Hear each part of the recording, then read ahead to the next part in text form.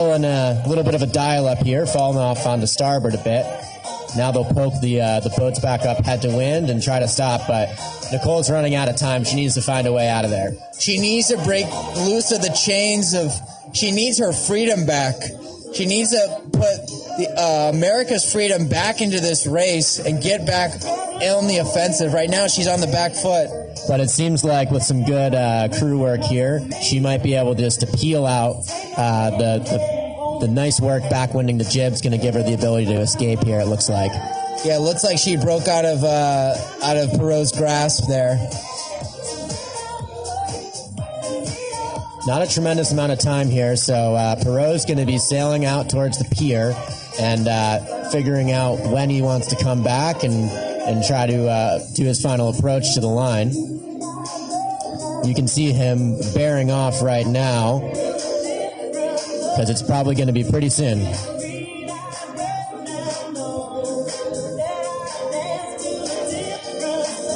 And that's 1 minute to go on the match racing horn.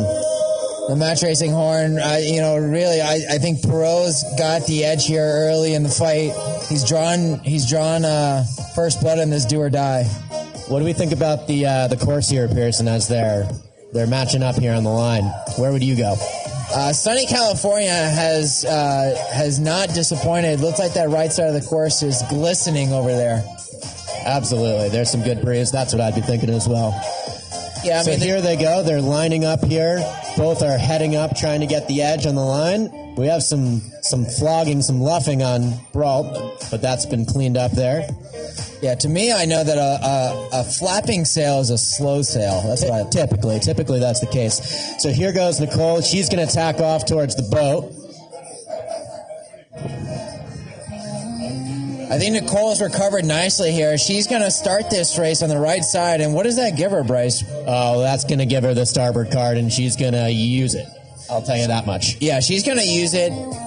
I wonder, you think Nicole's game is more of like a speed, or should she try to go for blood? Oh, she goes for the jugular every single time, no question. Yeah, she she may be very nice off the water, but on the water, don't let her charismatic don't let her charisma tease you. She's deadly on the water. Stone cold. So now they're racing off to the right-hand side. It does look like Nicole is in a fairly good position, though time will tell once they get towards that ley line. What's going through her head is she's probably thinking that she'll try to see if she can get out to ley line and get a tack off and get the cross. You can see on camera here, excellent drone work. We got Perot's team putting every piece of meat they have on the rail, just getting as far outboard as possible to try to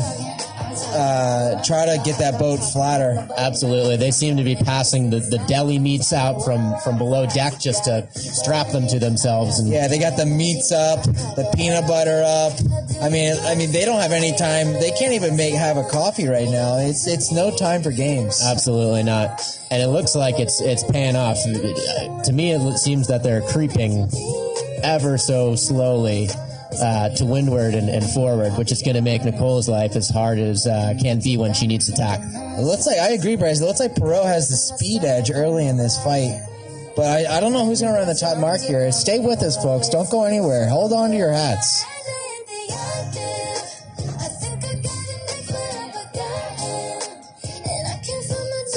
So they must be coming up on ley line fairly soon here. They've been really shipping it out to the right-hand side.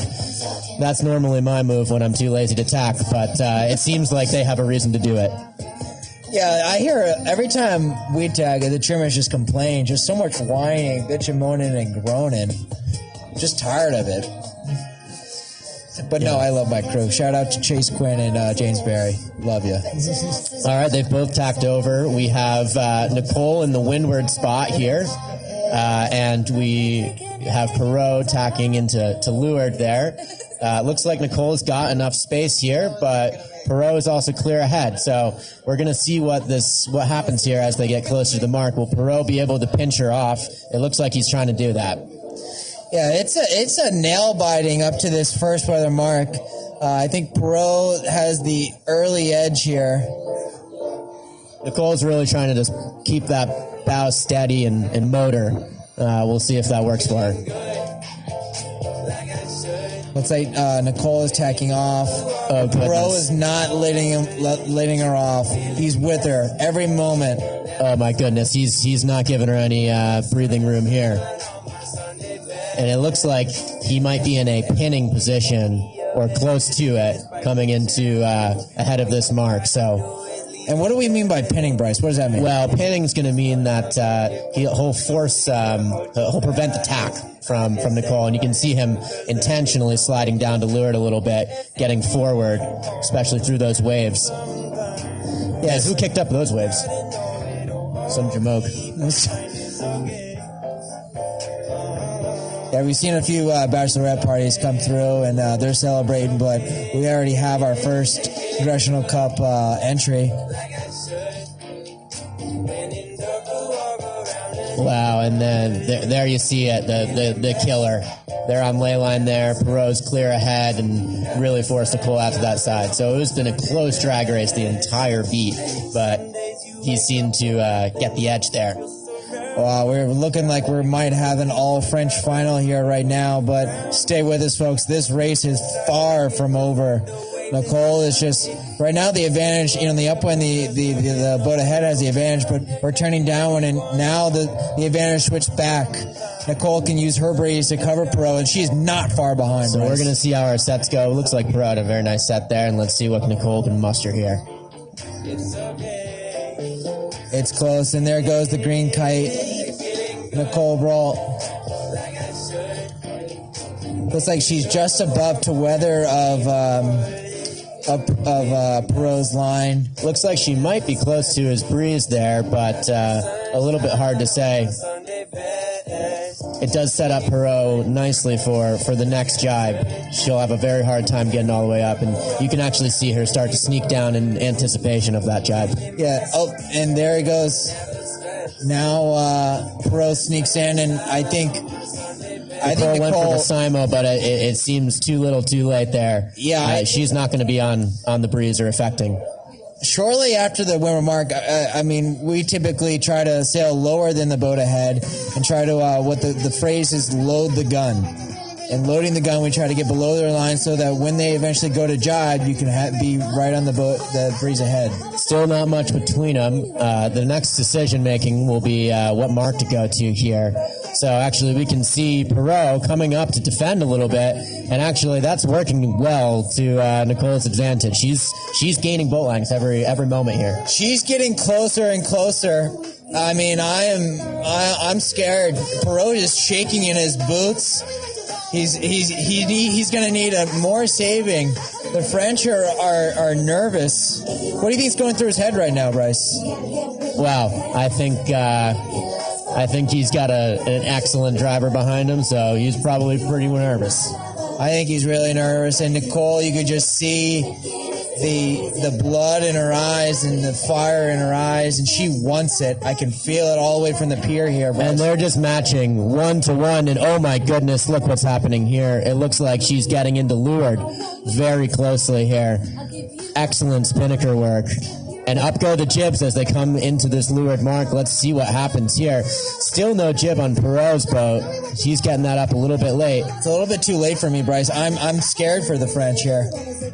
Oh goodness! But there goes the spinnaker. An early douse on Nicole, trying to be very controlled. Oh my goodness! Do we have tragic. the spinnaker in the water on Perot? Oh, that could be the nail in the coffin. Oh my God! Oh my goodness! And he's spinning directly into attack to try to get that spinnaker out of the water. That's a mistake. Nicole's on the offensive now. Oh, you cannot make a mistake against a driver like Nicole. She is going to pounce. She's going to pounce on that, Bryce, and she's also headed to the right side. Perot knows it. He's in trouble. Oh my goodness! And we were saying the early douse by Nicole seemed like it might be costing her lengths, and then you can see what happens when you don't take your spinnaker down fast enough. You end up dragging it through the water. Yeah, and it's just, it's tough out here at Long Beach. There's not a whole lot of passing lanes. The breeze is fairly steady, and there's long oscillations, and So usually, a lot of times, the team that wins, the favorite side wins the race, and the team that has the first cross usually is the winner. But very few times do we see a pass here in Long Beach. But Nicole wants it. She has fire in her eyes, and it looks like we have a lead change. Nicole is going to cross Perot. And you rarely see at this level a mistake like that with someone shrimping their kite. It would have been nice if someone could have done that against us earlier on in this regatta. So Nicole's going to throw in a tight lee bow and just smack the Frenchman right in his face. That's got to hurt. That's got to hurt. Now, on the good side of things, they might have a little shrimp cocktail after what they've pulled in from their spinnaker. So yeah, looks like they're going to have plenty of shrimp for dinner. And they may need it because they might be going home hungry here. Right now, Nicole's ahead. She has the advantage here in this do or die. Reminder, folks, the winner of this race goes on to the final here of the Ficker Cup and more importantly, punches their ticket to the Congressional Cup. And Bryce, you've done the Congressional Cup. What's your take on that? It is probably the hardest regatta I've ever sailed in. These boats will beat you up. We're looking out there and a nice, calm 8 to 10 knots, and everything seems under control. But when you're at Congressional Cup and there's some breeze on, there's no forgiveness there. Yeah. All right, so here we go. We can see Nicole tacking back over to starboard. She gave a lot of leeway there to Perot to sail out. So we've been talking about this right-hand side all day, but let's see. I mean, again, a little bit of a gamble there. A little bit of a gamble, not the cleanest tack I've seen from Nicole. She's got to hold it together here. She's almost there. She's got one more leg, about 1.5 more legs. As soon as she rounds this by the mark, she just got to punch it through the uprights. What do the nerves got to feel like for this, Pearson? I mean, it is tight. I mean, the blood. I'd love to see a heart monitor on Nicole right now. I'm sure she has to be absolutely laser focused right now, but I can hear her heart pumping from here. Oh, and right on the face. That tack's got a sting. That's got to hurt. There's everyone's nice on land, but on the water, it is a bloodbath.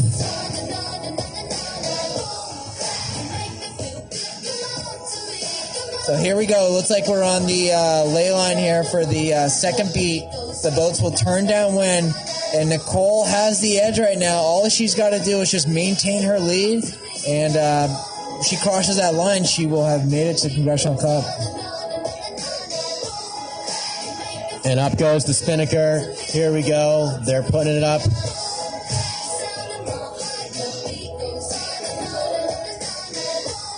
Little kite's coming up a little bit. Perot's anxious. You can just tell he wants to get that kite up, but it might have been too early.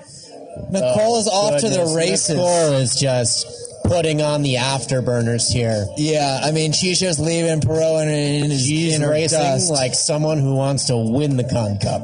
She wants to win the Con Cup. She's just not going to the Ficker Cup. They didn't come here just to come here. My goodness, and look at that lead. One mistake like that, and you give a skipper like Nicole the ability just to jump right ahead and have a commanding lead. And I want to take a moment here to admire how beautiful these colorful spinnakers are. Great job to Mary Voigt. We've changed the colors on these things as of last year. If you recall, in early Con Cup years, at least as of late, they've all been red. Now the color-coded spinnakers help us identify the boats from the pier. Farmers and Merchants Bank has been a longtime sponsor of the Congressional Cup and the Ficker Cup. That green spinnaker is looking really good coming downwind. And Plethora in the background, they are doing a great job as well. Thank you to all of our sponsors this year for being a part of both the Congressional Cup and the Ficker Cup. Thank you to Guardians of the Monohull here, absolutely slaying the coverage for us. First time we've ever had the Ficker Cup broadcast live, so thank you to you guys. Thank you to Cameron McLaren for the drone work. And thanks to the Yacht Club for letting us put this thing up and getting a little bit of extra sailing coverage this week. It's really been a lot of fun to watch. Thank you, guys. Thank you. It's a pleasure to be here. Absolutely. And here we have it. Nicole just steaming ahead. The yellow spinnaker flogging. They've already conceded this. They know they don't have a chance. Yeah, it doesn't look like it looks like Perot has conceded here, frankly. Nicole is just. I mean, this is probably one of my favorite moments. I know we still have a finals coming up, but in the background, this is the emotional race, just because this will be Nicole's ticket to the Congressional Cup right here. Yeah, and a pretty amazing achievement here. The Congressional Cup is not easy to get into, not easy to sail. Now we have Nicole approaching the line here. The crowd is going absolutely wild. Folks on the pier, give it up for your American team. Nicole Blount about to cross the finish line and secure an invitation to the Congressional Cup, making San Francisco, the state of California, proud. Nicole Blount crosses the line here to earn her way into the finals and an invitation to the 60th annual Ficker Cup, boys. And you can see the hugs, the moments of satisfaction and relief. Nicole, there's the fist pump. There's the fist pump. She's done it. She's punched her ticket. Pack your bags. Unbelievable effort. Pack your bags. We're staying right here in Long Beach. All right, guys, so here we are. We have our top two into the finals. Nicole Brault, Maxime Menil. We're going to have a petite finals as well. Peter Wickwire versus Arlene Perreault. Will you guys stick around? Can you guys help me out through the rest of the day? I think everyone wants to hear you guys keep talking. All right. Twist my arm. Can we get these gentlemen a drink up here? They are thirsty. Yeah, well, anybody up there, we're a little thirsty. We're going to take a break for a quick couple minutes. We'll keep the live feed rolling, the music playing, come back to our pier cam. I might go downstairs to give you guys a view of what it looks like out on the pier. And we'll be back here shortly for the petite finals up next, and then the finals to follow. Who will be our 2025 Ficker Cup champion? Thanks to Guardians of the Monohull, all of the Long Beach Yacht Club crew for making the pier look beautiful. Cameron McLaren for driving the drone today and doing a great job staying close to these boats.